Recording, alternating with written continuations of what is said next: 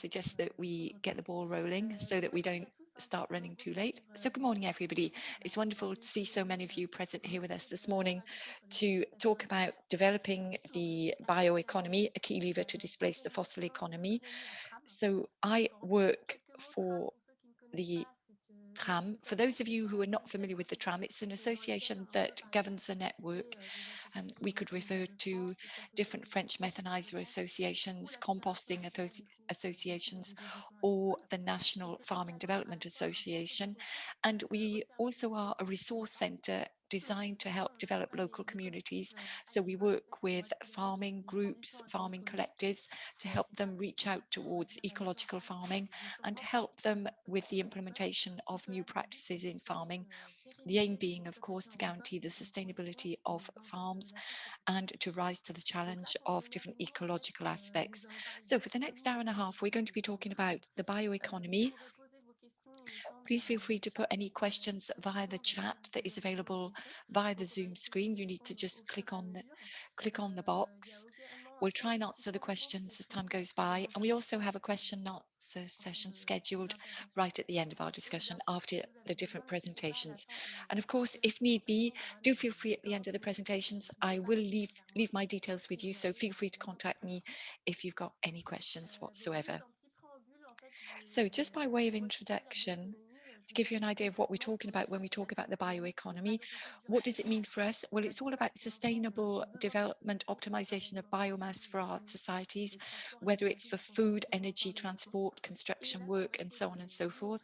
And so what we're going to do is try and show that our farmers invest considerably so that they can respond to these challenges in a responsible manner, and so that they can work with and on the raw materials that our society needs. So we'll be talking about natural resources and the guarantee of the provision of certain environmental services. So to talk about this in detail, I'd like to ask Francis Claudepierre from Trame to provide the introduction for this seminar. And then after that, you'll have a certain number of presentations and testimonials. So let me share my PowerPoint presentation with you. I hope this is going to work.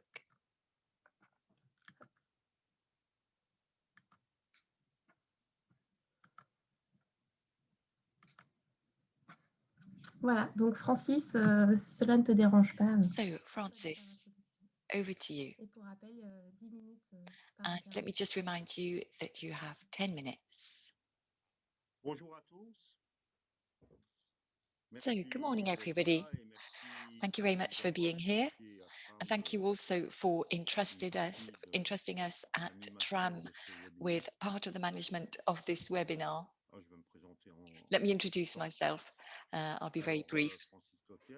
My name is Francis Claudepierre. I'm the chairman of Trame. I'm also a breeder in Meurthe-et-Moselle in the Lorraine region, and I have worked on my farm since 1987. Makes me sound old. I work within a family setup.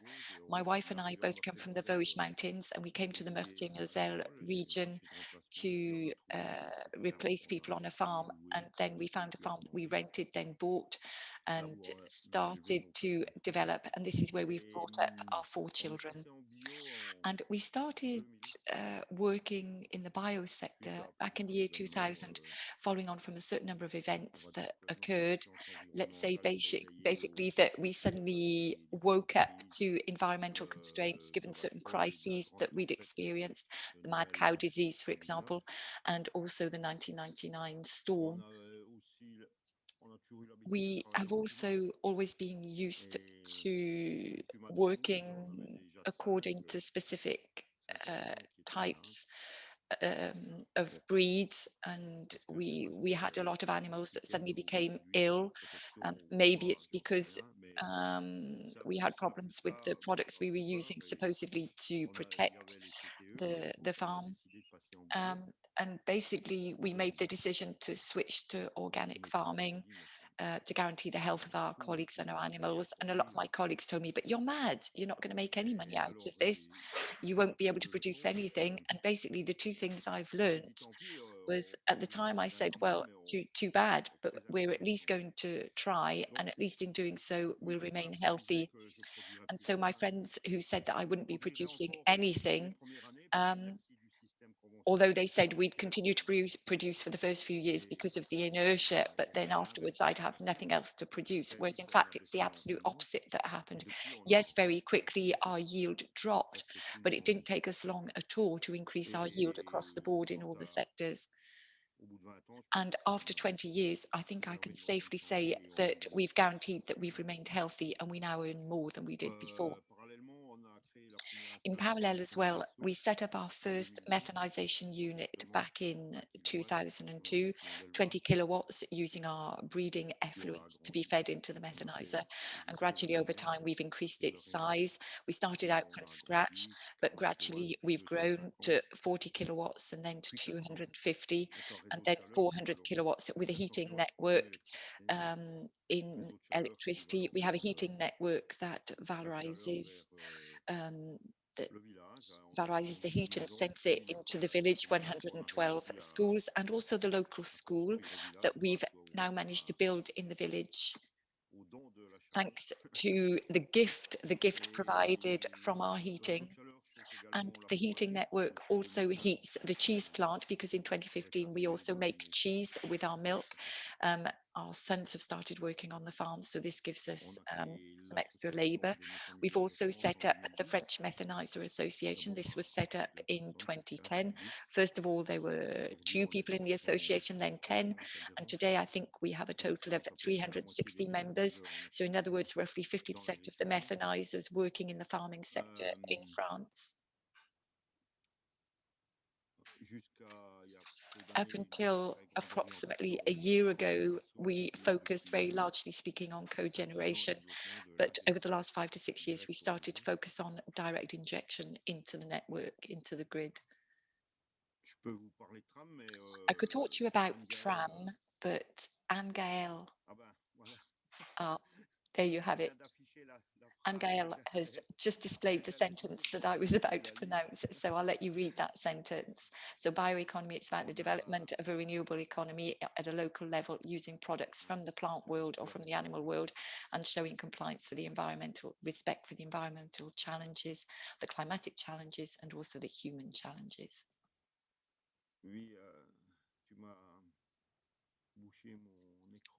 Ah, I'm not able to see my screen anymore, says the speaker. Francis, we can hear you and we can see you. Do feel free to continue.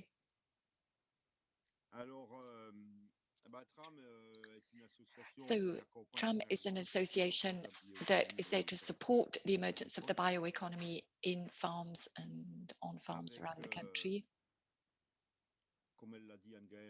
As Anne-Gaëlle said earlier, we provide support to farming collectives in order to speed up the transition process, notably in the food and farming sector. We focus on the land, we focus on the people, and we also focus on organizational aspects. We provide support to collectives to facilitate the change in farming practices, and we try very hard to help guarantee the sustainability of the farms and the passing on of all of the know-how. And we try and respond to challenges in society regarding health, regarding food, and regarding sustainable development, the environment, climate change, the health of our herds, and also basically emissions. So what are the 4 main pillars, the 4 areas that we work in Tram? Well, it goes back to what we were saying earlier concerning the bioeconomy. Everything feeds into the bioeconomy. We're looking to accompany organizational human transitions, local transitions from an energy perspective, from an ecological perspective. I've basically said all of this: short circuits, shops that are set up by the producers of the foodstuffs. These are all people who've joined Tram. Tram, in terms of the network, has many other networks that have joined it. We have the APAD Association, For example, it's a strong Mais Trame association, very good in a standalone contribue manner, à une but Tram organisation has helped it plateforme. gradually get organized Il y a and des dizaines develop it to what it d'associations, is today. hein, We also have le new magasin networks that are Palfray, gradually joining us, on a these producer une shops, as we say, la shops that Fédération sell the des food petits from éleveurs de France qui sell the s'est food from approché de the nous. farms. On a aussi Um, des demandes we also de, receive de soutien requests à la formation regularly, d'animateurs et people d'opérations. who would like to receive training and support from our On trainers travaille on different subjects. les sujets comme le carbone, We also les sujets work and focus on transversaux, carbon. Carbon is very much a cross-cutting subject. transversal entre I'd tous les say it's a réseaux theme that can be of interest en to vue all of the d'accéder different aux networks. compensations Obviously, et we know that in the aux future paiements compensation pour will come services about. environnementaux. And what is important is to focus on payment for Voilà. environmental Tram animait services. animait So le lab Tram PSE. is responsible for organising training Tram sessions in this Climatic, area. où l'a pas dit Gaël, And also, as Gail scientifiques said, or maybe she ingénieurs didn't qui say it, we have travaillent a total of la 26 moitié engineers en that France, à work Paris, for mais aussi us. dans les régions. 50% of them work in Paris and L'objectif, 50% in the different c'est regions. aussi The participer aim au being to be as territorialisme. close as possible to the concerns Tram of the est une farmers in the association field. qui est financée Tram à is an 70% association par that is l'État funded to the extent of up to et le reste par 70% des by state subventions ou funds, des and the appels à rest projets. comes from agreements that we sign with Ce que different je comprends, local c'est que authorities or from projects. c'est la Now, one bioéconomie. of the Dans projects la is the bioéconomie. bioeconomy, isn't it? Yes, Euh, absolutely. C'est bon? Bah oui, très bien. Is that okay? Merci Yes, Francis. fine. Thank you very much, Ce que je vous Francis. propose maintenant, c'est qu'on passe What I suggest now aux is quatre that témoignages. we move on Donc, to ce the sont des 4 agriculteurs qui font testimonials. partie So these des are all du Tram, farmers hein, dont who are part of the Tram dont network vous a parlé avec that Francis. Francis has just Chacun been talking des about. activités, puisque le And but, each of them have c'est specific de mettre en types avant en of fait business activity. And what we want to un petit do peu, here au niveau des is quatre promote témoignages, to la a certain diversité extent the des actions qui diversity peuvent être mises en of the place different actions that dans can ce be domaine de la implemented within bioéconomie the scope of the sur l'exploitation bioeconomy agricole. when it comes to the farms. Donc, je vais demander à Thibaut So s'il est without là further ado, I'm going to ask Thibaut. se Thibaut, if connecter et you're out there, d'activer can you sa please caméra. turn on your Francis, je camera? t'invite à... Ouais, And je suis en Francis, I train invite you to Voilà. remove your presentation. Donc Thibaut Cordel, donc So lui il est Thibaut basé en Cordel, Moselle, mais je vais who is lui based laisser in the Moselle se region, présenter but I'll let un you petit peu. introduce yourself in more Oui, detail. bonjour, Over to you. bonjour à tous. Good morning, Anne. Good morning, Ouais, donc everybody. pour me présenter, donc So moi let je me suis say né who I am. I was born in 1987. My il y a un life peu began plus in des années. 1987. Um, J'ai fait un petit parcours d'études qui m'a and permis basically, in terms of my studies, de voyager un peu dans le I monde. was able to J'ai fait la travel Nouvelle-Zélande, j'ai all fait around the world. I went to New Zealand. I have a certain amount of professional experience from Ukraine as well. And I also donc traveled j'ai to the toujours United voulu States. Having said that, my revenir sur la terre. ambition C'est une was expérience qui always m'ont un peu to work on a propulsé farm. dans And it's the experience that I had de while I was vers studying that la really did production. make me want to J'ai été focus on élevé the assez vite production avec sector in a farm. mes And parents I was very lucky in qui that ont my qui ont monté un parents, GAEC qui était among other things, initialement had à put l'époque together a avec un associé GAEC, in other words, a et farming voilà une setup, petite a comme j'avais communal farming l'électricité, il fallait du setup. nouveau And quelque so I part et decided to j'avais des amis qui ont come une back to agriculture this donc kind of j'étais connecté organization. I like the et idea donc of entering into j'ai collective toujours fait des farming. projets I wanted to be able engagés to dessus put donc ça m'a together permis d'avoir projects une on the farm, spécialisation but work with other et people and ça see how we were able ça to les a mis improve sur our production l'exploitation methods. And so this is what led qui était me déjà un back groupe to the farm that was de already a simulation collective farming system, and I wanted to voilà contribute to nous on the est situé dans continued development of this firm. ce qu'on appelle le pays des trois So we frontières are located vers in l'Allemagne et le Luxembourg an area that is qui correspond between Germany and Luxembourg and au France. Schengen. Um, Donc on est aussi we're associé, about on a monté 300 un centre de kilometers from recherche Schengen, and we have avec un petit système et a on group va of essayer de voir ce qu'on producers. peut We're notre site called principal Ayot, qui and we sell our qui products regroupe tous les off trains our own laitières. back. We have C'était all vraiment of the milk-based products, l'objet for de example, that we notre sell. regroupement. This was the initial reason for coming together as a group. Sorry, excuse me, I've lost my earpiece. Voilà, qui était l'objet de notre regroupement. Donc aujourd'hui, on est 6 associés, Currently, 6 we have salariés 6 et au moins partners, un apprenti 6 salaried staff, and at least one apprentice. dans l'idée du développement de Um, la ferme. this On veut is This is what underpins our approach. We want to develop our farm. We want to be able to give back all of the training, the information, the know-how that we received when we were younger. We want to guarantee that we can train youngsters for the future to a certain extent. We have 240 milking cows for 2.4 million litres of milk, and we have 100 or so limousine cows, and we have approximately 920 hectares. And as I said, we work in order to provide products to the IOT store, and I'll go into detail on this. I'll explain why we entered into this project and why methanization was a focal point when I came back to this type of farming, what we call community farming. So now that I've given you my introduction, let me stress that we focused on breeding initially speaking in a part of the country where potentially speaking you can grow plants for cereals. The soil is quite varied, so we've always done breeding and at the same time done other types of farming. Having said that, over recent years, breeding has been up against lots of problems in terms of profitability.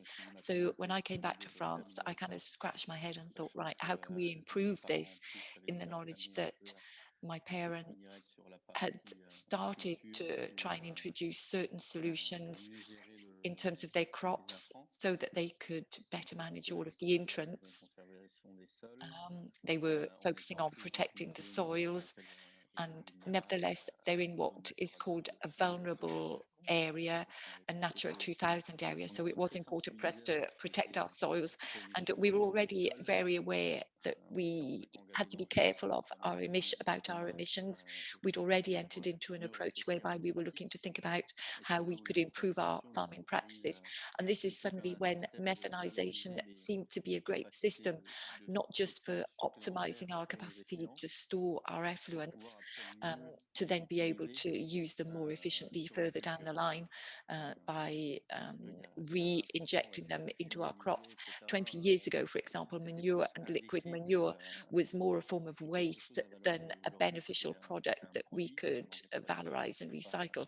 Whereas today on the farm, we see it as a very valuable product, not as waste at all. And via the methanizer, we use it to be able to develop other products down the line. And the digestate is fed back into the soil. And this for us is a very interesting process. And well and truly, it's something that very much is related to guaranteeing that we preserve our soils. It means that we can feed nutriments back into the soil. It's as if we're investing in the soil to respect a carbon cycle that is very positive for the soil. It also guarantees that we're able to secure the resources for fertilizing our soils. Notably, it means that today we're able to collect waste from outside of the farm. It means that we can bring fertilizing elements into the farm. Notably, we have a contract with an importer of fruit and vegetables from Luxembourg. And this is great to receive this support. So we reach out and collect this waste, all of the products that haven't been sold, and we put them into the methanizer, and then the effluents are used to spray on our crops. So I think this is very, very important. It's great to be able to decarbonate our business activity thanks to the type of fertilizers that we use. In addition to that, today, thanks to the methanizer, we're able to improve our crops and the yield of our crops, particularly the fodder crops, for example. We're able to basically grow more fodder crops that we were able to grow. We grow some in the winter, some in the summer, and this is absolutely fantastic to offset the climate changes that we're seeing. It's a lot harder to harvest the corn at the same dates as we would have done in the past. So this basically gives you an idea of the cycle as we see it. For me, the methanizer is the focal point. It's the it's the recycling device that we have within the farm that enables us to set up the most resilient system that we believe we could have at the current time. And it really does enable us to optimize our storage capacities. We're able to create electricity, so this gives us additional income. It also guarantees that we can provide one extra job on the farm. This is a job that is a multitasking job today. The person works partly on farming and partly on the methanizer. And it's also, I would argue, the springboard for our development for the future. Today, we dry wood for a neighbouring farmer, for example. We also provide heating for the houses on the site. We also have a project to heat a whole housing complex that is going to be built in the village. Unfortunately, COVID and the local elections have put this on standby for the moment, but we have got other projects. We've got other people who've contacted us, companies, for example, that are offering us the opportunity, if we are interested, to work with them on decarbonated servers, so we can use the heat, the cold air to cool down the servers. I have a brother who's younger and who also wants to come back and work on the farm. And so we've got heat, we've got milk, so maybe we could do a lot of processing work to work on more cheeses, especially as we've got the shop next door. We haven't necessarily talked about that in detail, but we believe that we can further capitalize on our herd of animals. So there are all kinds of energy sources that basically today are enabling us to come up with a wide variety of projects. And hence we are able to look to the future and believe that the future will be a positive future. Thank you very much. I have a question. You've talked about your own personal experience abroad. Geographically speaking, you're quite close to Germany, quite close to Luxembourg as well. So I'd like to know, from your perspective, are there any sectors in the bioeconomy whereby, as French farmers, you've basically got a card to play? You've got a slight advantage, a competitive edge as such? I think that basically we've seen that thanks to our methanization system, despite the fact that we saw it coming a bit later than our friends in Germany, for example, we were a bit slower to bring it on board, but nevertheless, we thought about things differently. We thought more about the entrants than about the effluents. What they did in Germany was focus more on the effluents. Okay, we've evolved over time, but today what is very interesting is we look very closely at the entrants.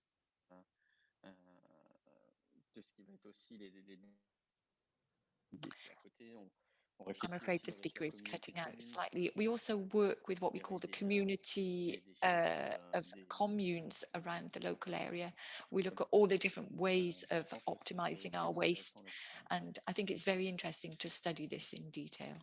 Ça marche, merci. Thank you very much. So on the chat, do feel free if you've got any questions you'd like to put to Thibaut. That way, at the end of the different presentations, we can pass the microphone back to him to answer the question and have a discussion with all of us. Thank you very much, Thibaut. Thank you for your presentation. Let's move on now to the next speaker. I think we have Emmanuel. Emmanuel, are you there? Emmanuel Palfray, who is based in Seine-Maritime. Emmanuel, if you're here, can you please turn your camera on and also your microphone? Yes, are you able to hear me? I hope that everything is going to go smoothly. So good morning, everybody. And thank you very much for all this organization. I can imagine it's not easy for you. So my name is Emmanuel Palfray. I'm 56 years of age, and I'm based in Gonfreville-Lorcher. This is a commune close to the Seine, 10 kilometers from the Havre. And we tend to be in a region where they do a lot of industrial work. There's a lot of refineries, industrial complexes, because we have a massive container port. But I personally have always been very involved in the development and the evolution of peri-urban farming. That's the DNA of our farm, and it has been for the last 50 years. And we have 360,000 inhabitants all around us. So our farm is very much an urban farm. And this is something that really motivated me. I decided very early on I wanted to serve as an interface between the town and what we can propose at the level of the farm, and also potentially other farmers. Now, if I talk about my own personal story, I trained in farming, then traveled to Chad. We've been talking about visits a bit. We always say that traveling trains you. Well, I worked in water management, initially speaking, for an NGO. and our vocation at the time was to produce wells for the villagers, but also to attempt to organize a whole range of things to be able to feed water back into the water table. So I understood very quickly that it was important to work with people. I worked in the hydraulic sector. Then I traveled to France, and we had a big problem in our farm. There was a massive storm where lots of ravines were created, and I had massive problems in terms of farming. A lot of damage was done. We lost lots of land, and we found it very difficult with my neighbours. We had problems whereby their cellars were full of our potatoes, and all of this had to be evacuated.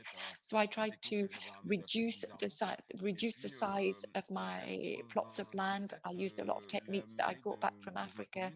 And then in 1997, my local community set up a waste dump, and we were able to collect green waste from this waste dump. And this is one of the sectors that I started to show an interest in. I showed an interest in composting.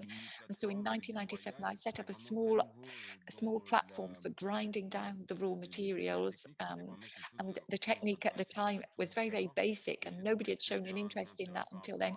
But I suddenly realized that it was very advantageous and interesting in order to improve the organic matter of our soils that had begun to become damaged because there was less and less breeding.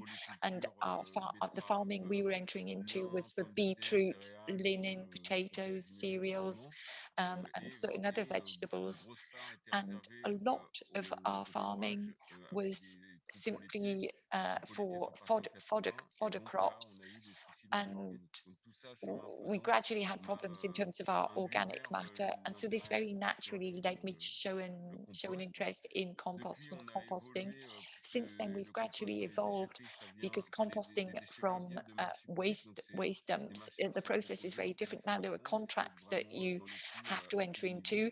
There are calls for tender, and I've joined ASF, which is the association, the Composters Association in France, that also comes under the umbrella of Trame.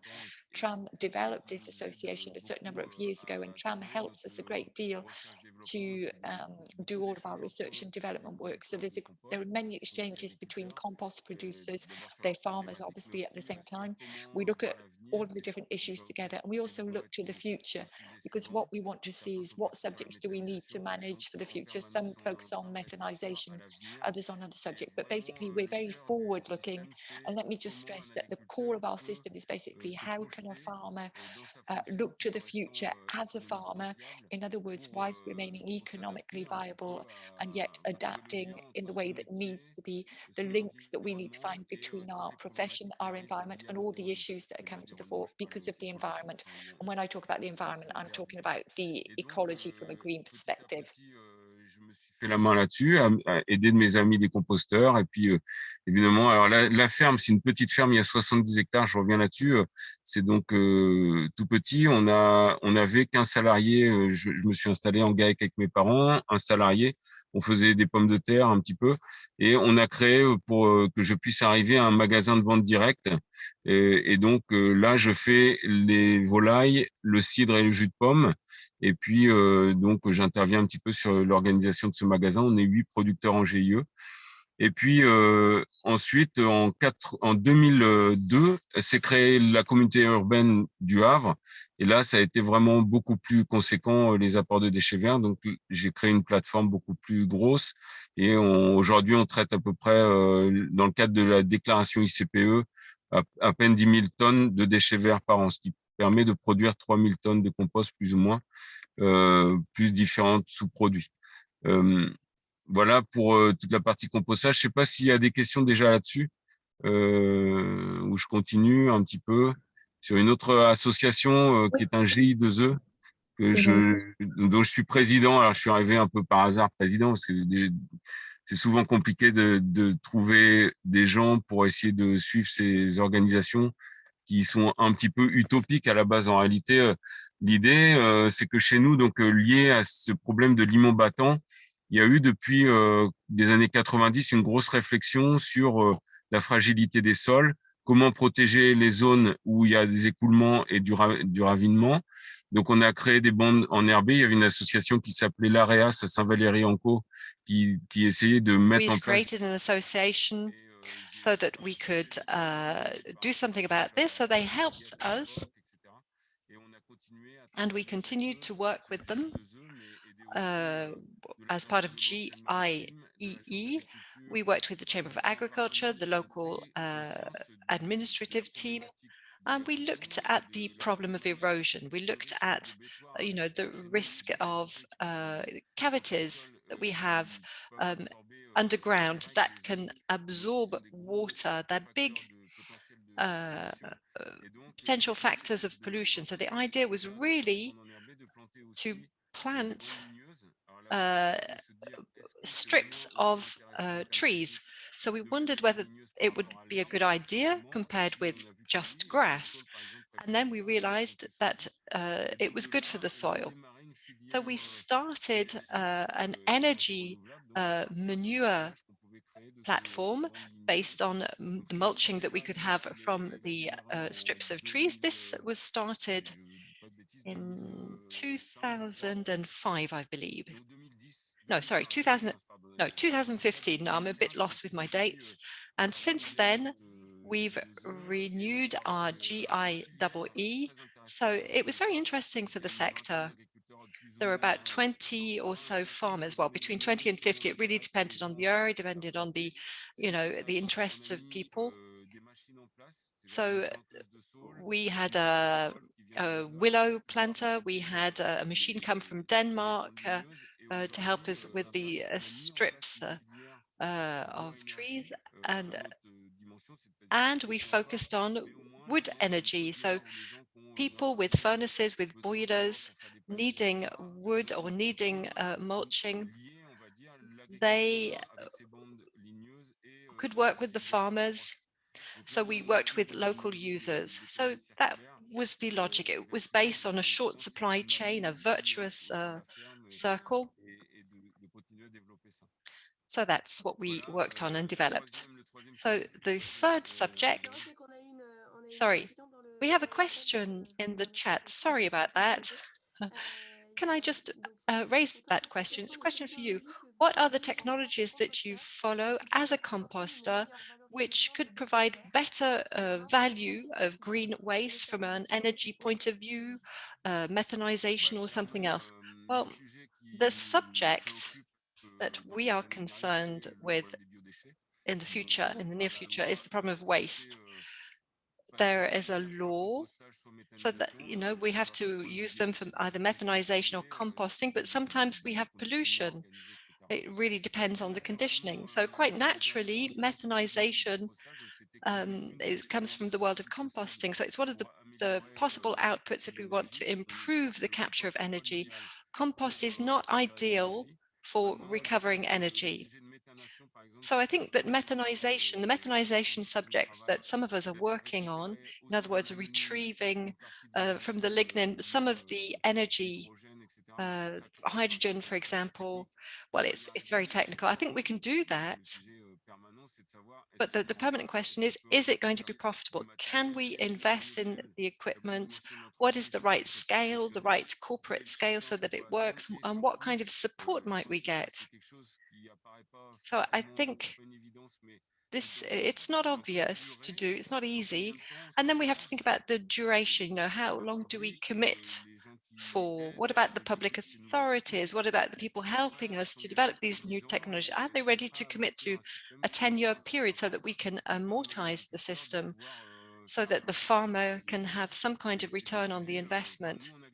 So in agriculture, we're used to these, big projects that require a lot of time. But, it really depends on politicians' decisions as well. For us, the investments come with many things at stake. It's like investing in photovoltaic systems, if it doesn't work, then it's at our expense. So it's important and interesting to talk about this. Farmers are in the front line of this kind of thinking. Farmers are there to provide food to the population. So they're also involved in energy, renewable energy, reuse of waste, and of course, soil and climate change. All of these subjects are very much linked to our job in farming, and sometimes it's complicated to implement everything, to know what the priorities are, etc. Sorry, I'm digressing. Don't worry. So we've almost run out of time. Just a quick question that reflects what you've just said. When we talk about economy, we talk about research and development. How can farmers be involved and dare to test things out? Dare to test these innovations? Well, the secret, I think it's, we found it in the Association of Farmers and Composters. We've got a little bit of competition now. It's not aggressive competition, obviously. We create waste, and our way to work was to come together to do research and development, because a farmer alone doesn't have the means of going very far from a technological point of view, with many means to be able to do this experience and have the kind of feedback that they need. So being together and presenting projects to partners, it's obviously a solution to be able to move forward. But it's essential because everything goes very, very quickly. So it all depends on what's going to be put forward in the future. I don't know if I've answered that. Yes, thank you, Emmanuel.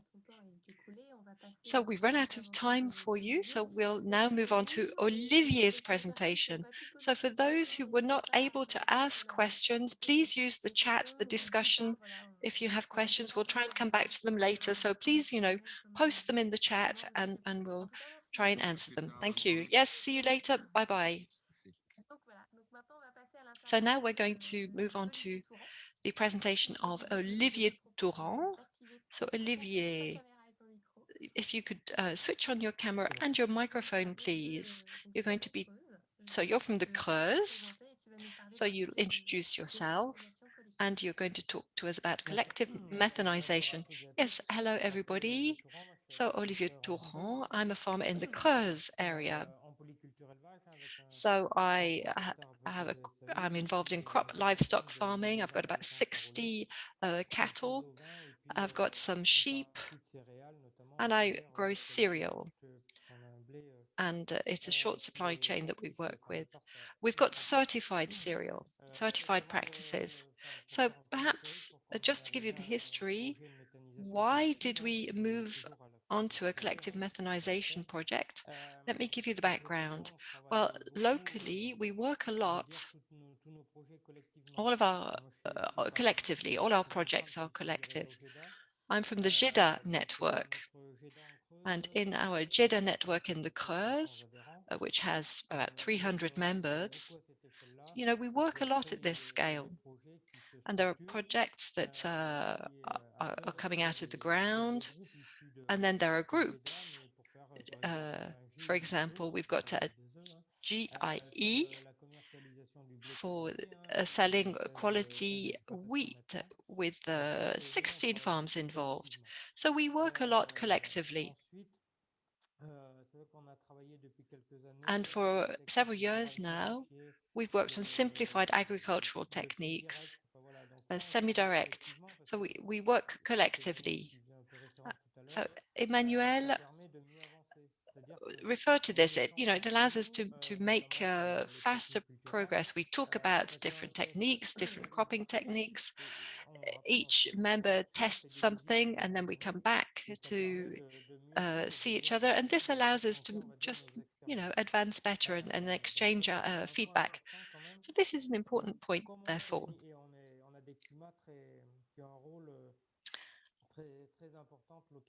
And so there's an important role locally from this point of view.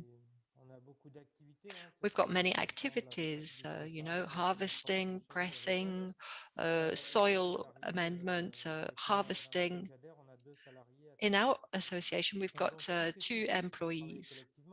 So we work on everything collectively. So we get together, we talk about things, and we look at what progress is made. So 6 or 7 years ago, the idea of methanization came up and it became an important subject. So we did a lot of visits. We went to see other units to see how the farms were organized with their methanization. So the idea was to create a group of 10 farms, 10 farmers to work on the methanization project. So we were recognized as a GIEE, and this helped us because we didn't have any employees. It was just the 13 farmers involved. And what we lacked, because you know, a methanization project is really quite complex. It has impacts on our own practices, whether we're breeders or whether we grow cereal. But we were convinced, nonetheless, that we had to move down that path. And so we did a lot of collective thinking and we decided to set 3 objectives. So there were 3 objectives that gave meaning to the project. First of all, we wanted a local project. Often, you know, we've just got an agricultural project and not a local project. So we wanted to provide services to the local area. So from our activities, our farming activities, from use of our waste, of our manure, and thanks to intermediary crops, we wanted to be able to produce energy. And our dream, because you know, we haven't realized that dream yet, but the dream is to have a gas pump to fuel vehicles that might come our way. And the second idea, the second objective, was to provide the municipality with gas. So we wanted a local project. So we got the local municipal mayors involved. The second point, we wanted to manage our farms better because we saw that regulations were becoming stricter. And the third point, well, we wanted additional revenue because in breeding, where in our sector, it's not very profitable. So these were our 3 objectives. So that's what we worked on. We took time to work on the project, and we were able to benefit from support because we set up as a GIEE. So we had 1 employee. This was strategic. That's how we moved forward. So all of those that were involved in the methanization project were all those who were responsible for local collectives, local groups. So they had a lot of responsibility. We all had a lot of responsibility outside of the farm. So that's an important point, the collective. Now, at the moment, we're currently looking at carbon. We want our practices to be recognized. We want them, their value to be acknowledged. So we want to focus now on carbon. So we're working on that at the same time. And another point is that we're working a lot on climate and climate change, because in the area we actually took on board a climatologist to see, you know, what the climate would be like in 2050, because, you know, we're suffering from a lot of different events. As a drought, for example, is becoming a big problem, not just in the summer as well. It's also in the springtime that we suffer from a drought, and that has an effect on our crop systems. So we're thinking a lot. We're carrying out a lot of tests to see how we can continue to be more autonomous in our systems, and to see what the crops, what the practices, you know, what the rotations are in the future. And that's why we're testing semi-direct, semi-simplified techniques. So these dry events that we are subjected to, that are, getting worse.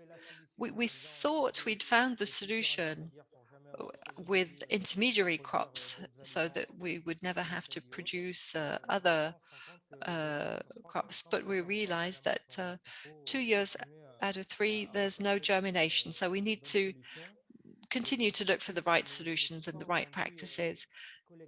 But would we do this collectively? If we just work alone in our own corner, it's much more difficult. And sometimes, we get demoralized because we test just 1 or 2 things at the same time. Whereas, if there are more people testing things, then obviously the results are more interesting. So anyway, methanization. So the idea was to create value from our different products. So we did a lot of work informing the local municipalities, those concerned by the project. We explained to them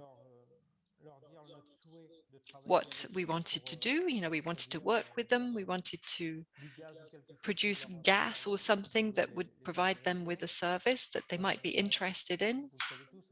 So you all know this, the Creuse is one of the counties in France that has a very small population.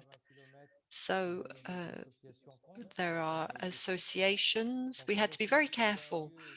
We want to try and find a place to set up, because there's a lot of tension when it comes to land use, among ourselves as well. There's a lot of tension. So we'd found a spot, we'd found a place. It was a plot belonging to one of the members of the project. He's just withdrawn from the project, in fact, for different reasons. So this has kind of put a stopper in the works, because we're trying to negotiate the use of the plot, but we're very careful, even if it takes time. It's a shame, too bad. We need to find a plot that is not going to be a nuisance for anybody. So we're thinking about, where we can put this methanizer. Could it be in an industrial zone? Well, no, because people don't want this. So it's taking time to find where to put it, where we won't have any opponents. So this is something that's important. It's something that we've worked on a lot already. So, we worked on it when we were defining our objectives.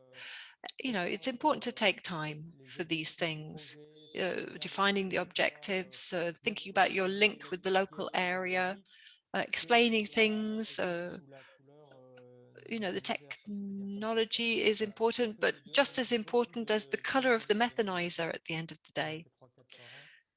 So, we organize meetings on a regular basis. So we're running out of time, Olivier, but I have some questions for you, if that's okay. One is, you talked about breeding, which creates less and less value. Would you encourage breeders to get themselves involved in methanization projects? Because you talked about acceptability by local inhabitants and elected officials. Is it something that you would encourage others to do? Would you advise other farmers to do this? Well, I think you've got to believe in the project. That's important. But you've got to be careful as well, Our methanizer hasn't been set up yet, so we don't have very much feedback so far to share. So whether we're talking about Thibault or Francis, well, they might have something to say about it. But it is a collective project, so that creates interest. It's a question of diversification, so it means that you've got a complementary business activity. We believe in it a lot, and that represents its interest, and it makes sense. The environmental services that we can provide the local area with are important. So in areas like ours, people are not quite as sensitive to these things. There's no urban pressure, for example. So there is less sensitivity. People are less aware. We're convinced. So it's important to believe, but also to be careful. In the breeding field, often we've got an awful lot of work to do. We've got lots of things that we have to do, lots of requirements. And methanization is complex. It's not just like, moving into photovoltaic energy production. It's not like, breeding cows either. So it takes time in terms of management and monitoring, and it has consequences on our own practices. We've got to think about the crops that we grow, the kind of manure that we put into the methanizer. It's not, you can't just take it with a pinch of salt. So another question, and that will tie in with the next presentation, Camille's presentation. So these are questions from the chat. How will you sell the VNG? What kind of consumption are we looking at? And what kind of methanization unit? Sorry, and will it be close to a municipality, the methanization unit? So there are municipal buildings, there's a school, there's a spa, there's a retirement home as well. And the municipality has just built a multi-purpose room. They've fitted that room so that it can be heated with gas from our methanization unit. So now the price, I sometimes get lost with the price, but we've just signed a contract with GRDF so that we have a guaranteed price once the project has come out of the ground. Okay, thank you. Thank you, Olivier, but we will have time for questions and answers a little bit later after Camille has spoken. So you'll be able to continue to ask your questions then. So thank you. I'm now going to call on Camille Dussanier. She's an engineer at Creupal, and she's Agriopal, sorry, and she's going to talk to us about different services that have been put in place. So Camille, could you activate your camera and your microphone, please? Yes, can you hear me? Yes, great. So Agriopal is a family company. It was created by farmers over 20 years ago now. We're based on the Opal coast, so near Le Touquet. So the idea behind this project, it's like Emmanuel was explaining to begin with. The idea, well, the company was set up initially because we realized that there was a need in the local area. We started to sort waste a long time ago, but we couldn't burn it. And there was a problem in Le Touquet with one of the gas plants. So we decided to create the first composting platform working with the farmers and their families. We created the association. So we retrieve green waste from the municipality, from landscape gardeners, but also from stables. So that's used either directly in fields or it's sold to other farmers locally, this kind of waste. So to develop our association, we use the idea of a network. First of all, we based what we did on the ASEF network, and that created a great strength for us. It's what Emmanuel was saying. So faced with big groups, it's important to be able to pool skills, to work with people, with engineers, with people who do R&D, so that our compost can be standardized at the end of the day. So so that we created 3 composting platforms to begin with. And we thought, well, why not develop further in the region?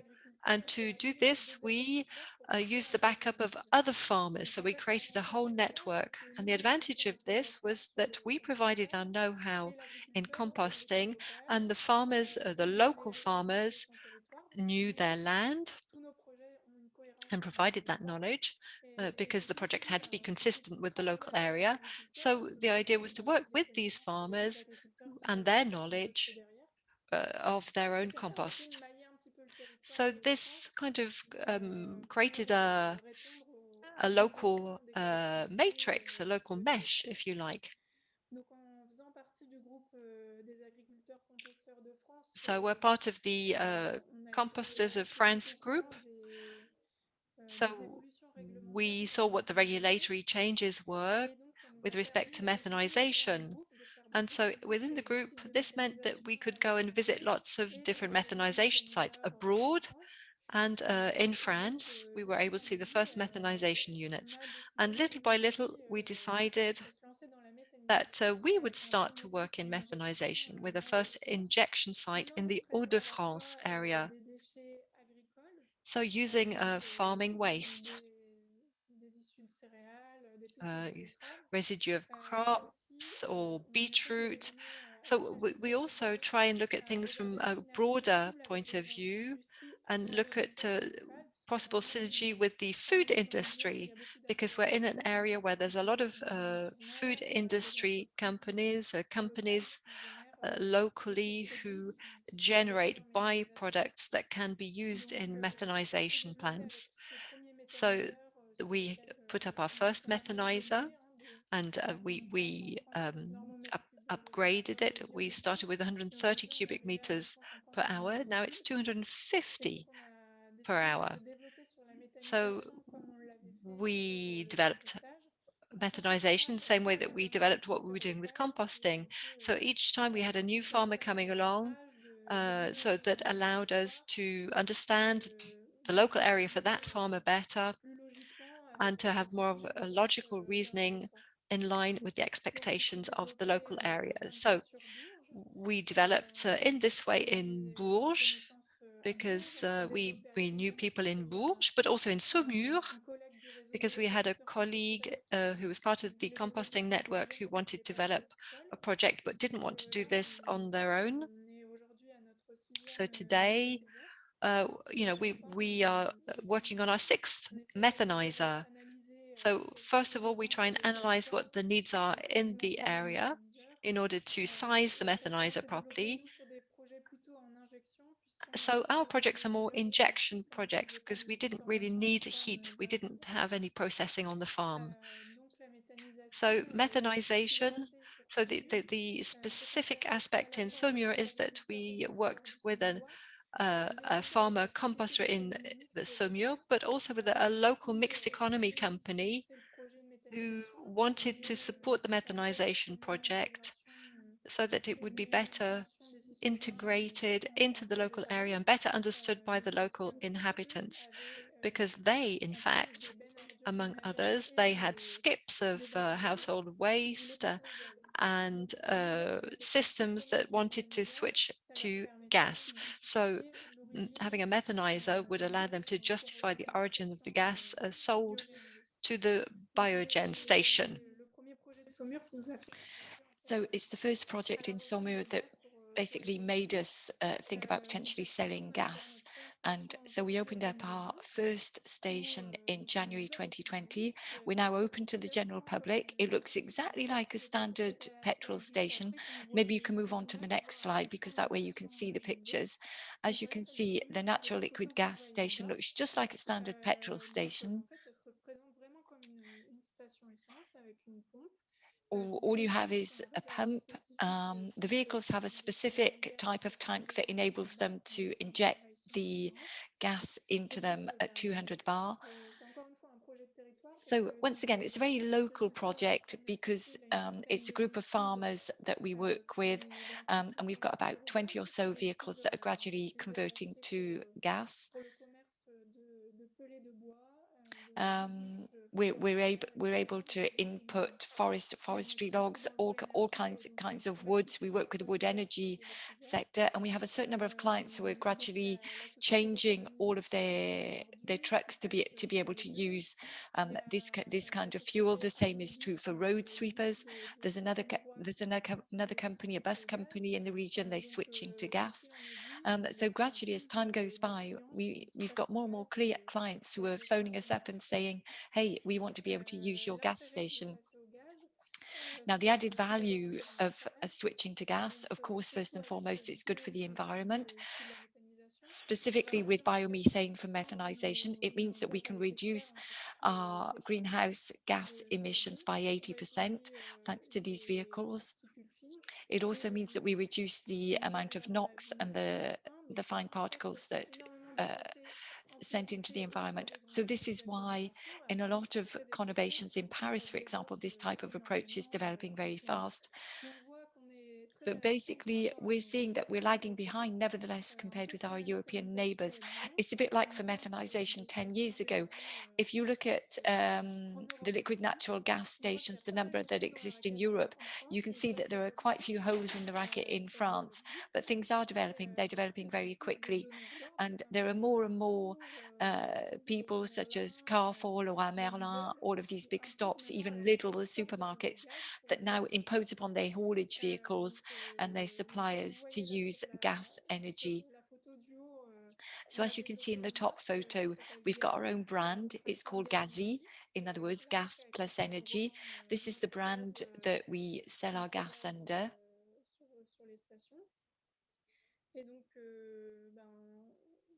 And well, basically, I'd say the adventure is only just getting underway. It's all based on composting and methanization, and we're going to try and continue to develop, but we want to have 10 or so gas stations throughout France.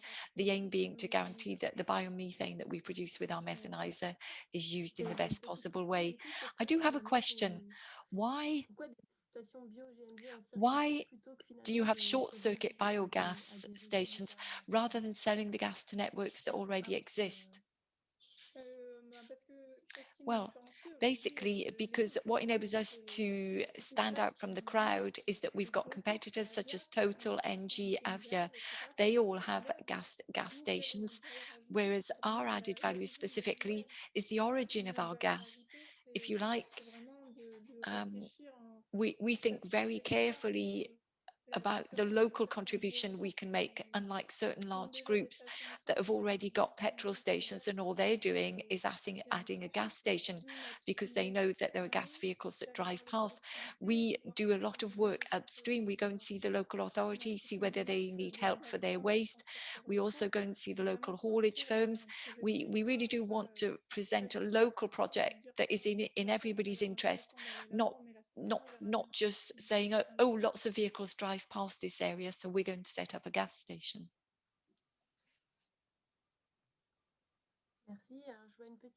Thank you. Another question that I can see in the chat: how do you provide the gas to the stations? Do you transport directly? Well, we don't have any intermediate transport to deliver the gas. That at least is the case for the current liquid gas stations, where they sell liquid gas. It's gas that is delivered by trucks, methane terminal trucks. And these trucks carry at minus 160 degrees, and then the gas is stored in a tower. But that's not our approach at all. Ours isn't fossil fuel. What we do today, what we've done for the first two stations, is we've created a loop into which our methane is injected. That way we're sure of where our gas comes from. We guarantee the origin of our gas. Legally speaking, we are allowed to produce biomethane in the Hauts-de-France part of the country and go and sell it in Marseille if we want to. But given the fact that ours is a local approach, the Saumur gas station is not in the same community. It's 3 kilometers away, but it's all part of the same loop. We know that it's hooked up to the methanizer, and so the gas sold at the station comes from our methanizer. The same is true in Arc. We've entered into a partnership with Goudal, which is a producer of beer that is very well known in the Lille area. And this beer producer has the most modern factory in Europe. It's a site that is absolutely brand new. And so they treat their effluents. And instead of having a standard wastewater site, they decided to set up a methanizer. And necessarily it's not their business either, it's not their core business, but the biogas that was produced by their methanizer, for the most part, they torched it. It was burned, used to a certain extent to heat their vats, but very little. So we were able to knock on their door and add a purifier so that we could then add their gas to our GRDF network. And it so happens that the station you can see in the bottom right-hand corner, the ARC station, is in exactly the same street as the production plant for the beer. So as you can see, we're very close to where the products are organized. So that's your true added value for the local authorities. It's the fact that you're able to work with local farmers, local industrialists to develop this green energy process. Absolutely, this is what makes all the difference. The other thing is that people are very attached to what we call the short circuit, and especially in a crisis situation, French people, I believe, are becoming more and more ecological, or at least they're showing a lot more interest in what they eat, whether it's for food or for the energies that they use.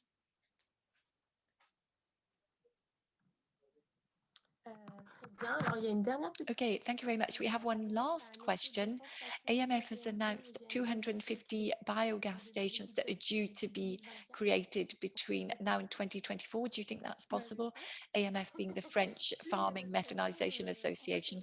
Yes, I think it is possible. The problem we have today is that if you haven't got a station, then vehicles aren't going to switch to gas. But if you've got loads of stations, then sourcing or actually filling up the tank is a lot less of a problem.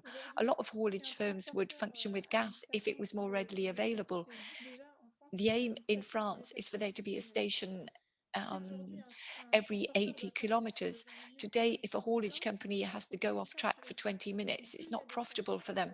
So the more stations there are along the route, the better it will be.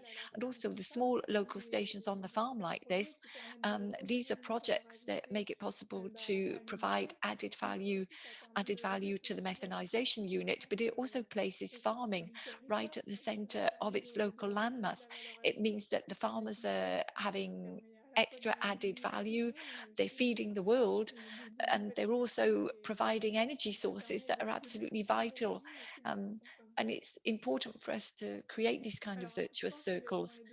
I think that in terms of the stations, the over 200 stations that they've announced, it won't always be big stations. There'll be a lot of small gas petrol in bracket stations from a lot of local people. Maybe local crafts people will be able to source their vehicles thanks to these small stations, but it will all be very viable, I think.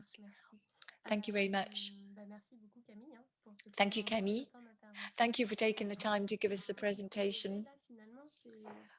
What I suggest now is that maybe each of our speakers, would you all like to turn your cameras on? And we can have the question and answer session very shortly. Thibaut, if I go back to you, what do you think? Are there any comments you would like to make based on the different initiatives that you've heard about? Well, what I'd like to say is it's wonderful, it's great, things are moving ahead. I think it makes me realize that we've chosen the wrong direction to head in, and it's wonderful to see so many different projects from the farm to the pump. And I'm sure that over the next few years, there will be even more projects. I think it's going to gradually lead us to change the ways in which we eat, the ways in which we travel, and gradually all of our systems are going to be favored. And it means that those of us who work in the cogeneration sector will have a more rosy future. And of course, maybe the question is, you know, even from my perspective, maybe we need to start looking to provide gas to these kind of gas networks. Very interesting. Thank you very much, Thibaut. Emmanuel, are you still with us? Would you like to make a few brief comments? A few brief comments in relation to what you've heard. Je me rebranche. Let me plug myself back in. Désolé. Les interventions, elles sont. Well, Enfin, si je peux me permettre, c'est que j'ai l'impression que if you don't tout le mind, monde est I'm comme under the impression that dans une dimension, une troisième dimension. On everybody parle has la moved into a problématique third des dimension. populations, We're mais not sur just focusing on our individual companies. We're all trying to look after our local habitat, our local communities. And I think that's a very good thing. I've lost the connection with Emmanuel. I don't know whether I'm the only person. Yes, we can't hear Emmanuel anymore. I'll cut his video off. That way, maybe we will at least be able to hear the sound.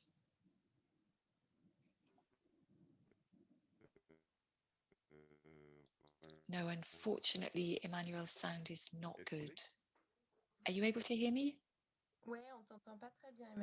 Emmanuel, I'm afraid we can't hear you very well.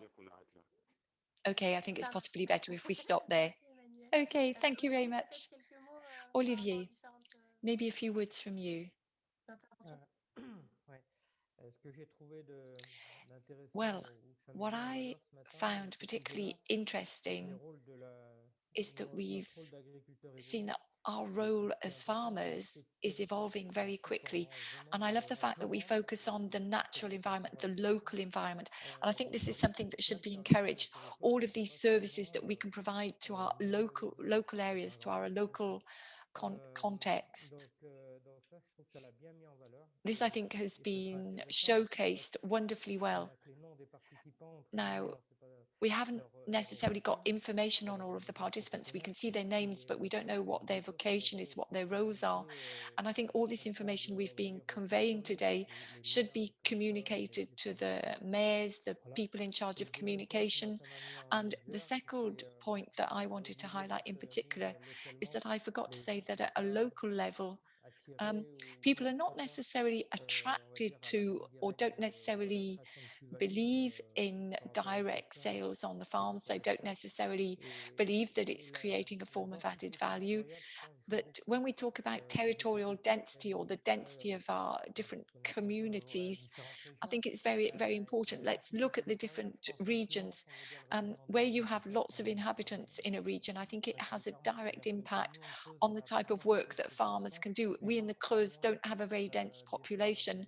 So, of course, where I live, people believe in direct sales. They like buying from the farm because we haven't got any industries that provide the foodstuffs that people could potentially buy otherwise. And when I listen to the different testimonials, that's the analysis I make.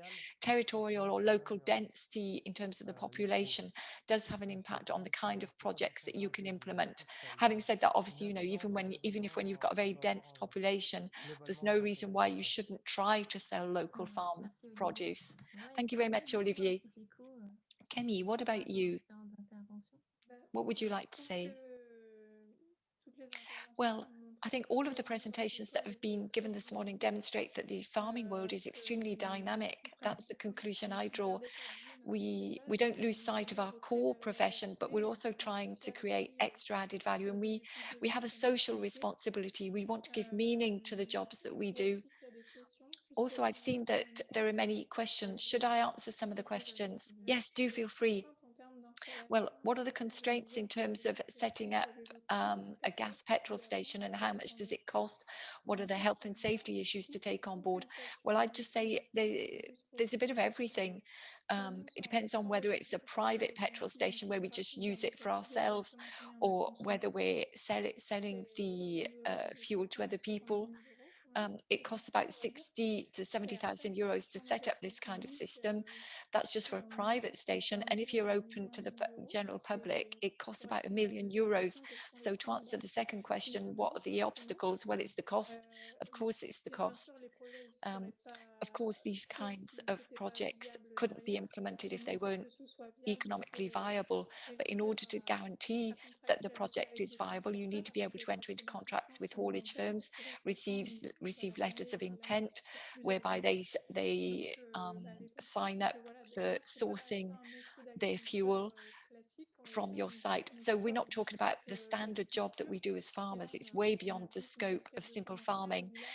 We have to do a lot of work as salespeople. You have to go out there into the world and hunt for the clients, and that's not easy. There's a lot of inertia, initially speaking. You need to wait for the people to buy new vehicles, to equip the vehicles. Sometimes certain people are frightening, but the feedback that we've got today, thanks to these 2 gas stations, is that we haven't got as many new clients as we expected, but those clients that initially only had 1 or 2 gas vehicles are now looking to purchase more vehicles than they originally intended, because they're actually very satisfied with the solution we provide. So how much do you evaluate the distribution cost from production to the pump? Well, we don't establish the price for the GRDF network. When we buy the gas molecule, we buy the gas that is made available. It's the same price for everybody in terms of the transport of the gas. I'd just say that globally speaking, to summarize, I think that what you're interested in is how much can we sell the gas for? We sell it at less than €1, including VAT. So it means that we're competitive. We're 30 to 40% cheaper than petrol. And so the vehicle costs a bit more when we talk about heavy duty vehicles, etc., 20% more expensive when they're bought. But given the fact that the gas fuel, the more you use the gas, the more profitable it is. So you can see that it's a definite advantage to use gas. Economically speaking, you're better off driving with gas if you're a craftsman or if you're a haulage driver. Thank you very much, Kemi. For all of the other participants, if you've got any questions, I do invite you to send them to us by email. We'll give you our details at the end of the presentation. And by way of conclusion, I'd like to call upon Francis. Francis, would you like to say a few words just by way of conclusion? Cette présentation. Donc, Francis, and this will bring us to the end of our session. Francis, if you can please turn on your camera and your microphone. La caméra, elle est bloquée par l'animateur. My camera is stuck on off for some reason. The moderator hasn't turned my camera on, says Francis. Okay, we can see you again. That's wonderful. I'm back. Bon, ben, en guise de conclusion, so, by way of conclusion,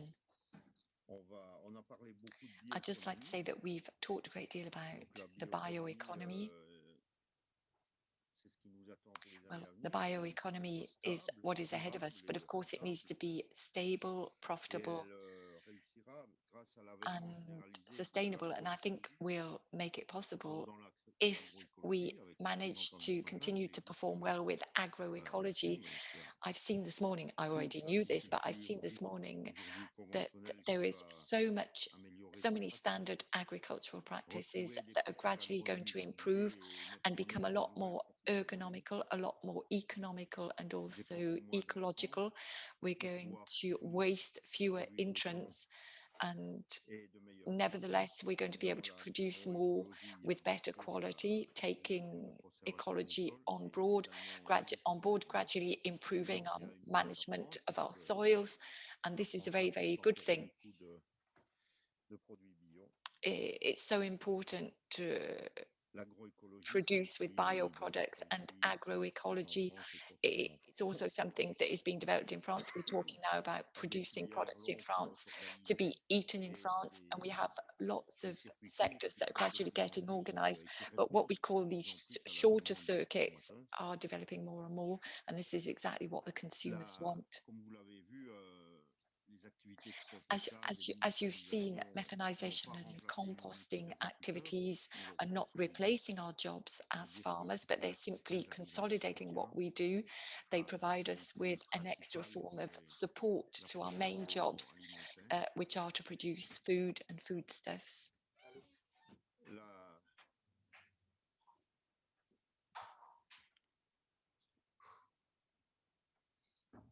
Oui, je disais, sorry, as I was saying, methanization enables us to basically consolidate our jobs as farmers, breeders, and food producers. But obviously, it's not going to replace this core job. I would argue that this is simply a way of helping us to commit to ecological practices, returning organic matter to the soil in an enhanced manner is very important. It also enables us to receive additional revenue thanks to the services that we provide to the local community via the waste treatment prior to the composting, prior to the creation of energy, through injected gas, electricity, and so on and so forth. We've seen this with Camille for eco-mobility. I think there's a great future for this.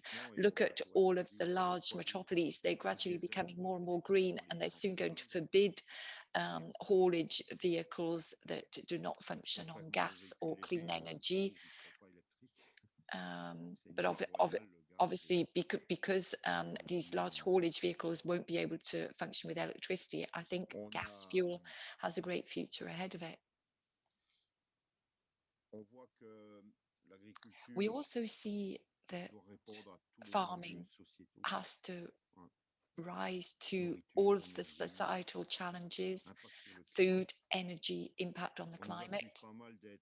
We get accused a lot of the time of being the cause, or yes, one of the main causes of carbon emissions because of our farming activity.